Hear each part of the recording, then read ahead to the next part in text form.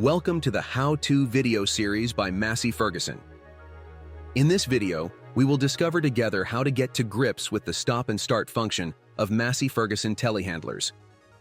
This video is intended for vehicles equipped with the 7-inch touchscreen and the Dyna-CT transmission. To use the stop and start function, go to the Settings menu, then into Machine Settings to activate the function, and set the activation delay from 1 to 20 minutes. In practical terms, this function helps you save engine hours and reduce fuel consumption. You can monitor this directly on your machine by opening the statistics page.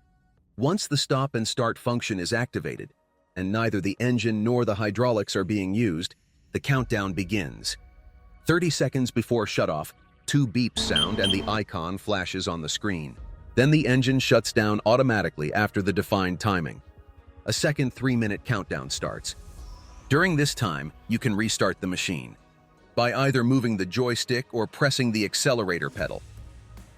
If this time runs out, the telehandler shuts down completely and requires a full restart using the key. Now you know how to use the stop and start function. It's your turn to try.